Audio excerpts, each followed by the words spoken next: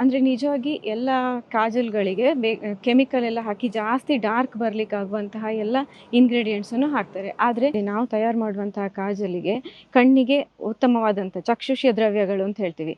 ಯಾವುದೆಲ್ಲ ಇಂಗ್ರೀಡಿಯೆಂಟ್ಸ್ ಆಗಿ ನಾವು ಕೆಲವು ಗಿಡಮೂಲಿಕೆಗಳನ್ನು ತಗೊಂಡು ಅದರ ಕಷಾಯವನ್ನು ತೆಗೆದು ಅದನ್ನು ಒಂದು ಬಟ್ಟೆಗೆ ನೆನೆಸಿ ಅದನ್ನು ಡ್ರೈ ಮಾಡಿ ಅದನ್ನು ಬತ್ತಿ ಥರ, ಈಗ ಮಾಮೂಲಿ ಹಳೆ ಕಾಲದಲ್ಲಿ ಹೇಗೆ ಒಂದು ಇದರಲ್ಲಿ ಕಾಜಲ್ ಮಾಡುವಾಗ ತುಪ್ಪದ ದೀಪ ಹಚ್ಚಿ ಅದಕ್ಕೆ ಮೇಲೆ ಪ್ಲೇಟ್ ಏನಾದರೂ ಇಟ್ಟು ಅದರಲ್ಲಿ ಬರುವಂತಹ ಮಸಿಯನ್ನು ಉಪಯೋಗಿಸ್ತಿದ್ರಲ್ಲ, ಅದೇ ಥರ ನಾವು ಯಾವುದೇ ಒಂದು ಚಕ್ಷುಷ್ಯ ದ್ರವ್ಯಗಳು ಮೆಡಿಸಿನ್ಸ್ ಇರುವಂತಹ ಒಂದು ಕಷಾಯವನ್ನು ಕಾಟನ್ ಬಟ್ಟೆಗೆ ಅದ್ದಿ ಅದನ್ನು ಒಂದಿಷ್ಟು ದಿನ ಅಂತ ಒಣಗಿಸಿ ಅದನ್ನು ರಿಪೀಟ್ ಮಾಡಿ ಆಮೇಲೆ ಆ ಬಟ್ಟೆನ ಬತ್ತಿ ಥರ ಮಾಡಿ ತುಪ್ಪದ ದೀಪ ಹಚ್ಚಿ ಅದರ ಮಸಿಯನ್ನು ಕಲೆಕ್ಟ್ ಮಾಡ್ಕೊಳ್ತೀವಿ.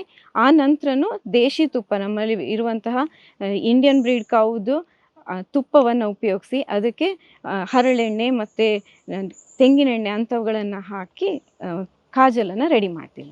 ಮೇಡಮ್, ಇದು ಮಕ್ಕಳಿಗೂ ಕೂಡ ಹಚ್ಚಬಹುದಲ್ವಾ? ಖಂಡಿತವಾಗಿ. ಅದನ್ನ ಚಿಕ್ಕ ಚಿಕ್ಕ ಬೇಬಿಗೆಲ್ಲ ಯೂಸ್ ಮಾಡ್ತಾರೆ, ಅವ್ರಿಗೆ ತುಂಬಾ ಯೂಸ್ ಆಗ್ಬಹುದು ಇದಲ್ವಾ? ಹೌದು, ಕಣ್ಣಿನ ಒಂದು ದೃಷ್ಟಿಯನ್ನ ಹೆಚ್ಚಿಸ್ತದೆ, ಕಣ್ಣಿನ ಕಾಂತಿಯನ್ನ ಹೆಚ್ಚಿಸ್ತದೆ. ಓಕೆ, ಹೆಣ್ಮಕ್ಕಳಿಗೆ, ಮಕ್ಕಳಿಗೆ ಎಲ್ರಿಗೂ ಕೂಡ ಇದು ತುಂಬಾ ಯೂಸ್ ಆಗುತ್ತೆ.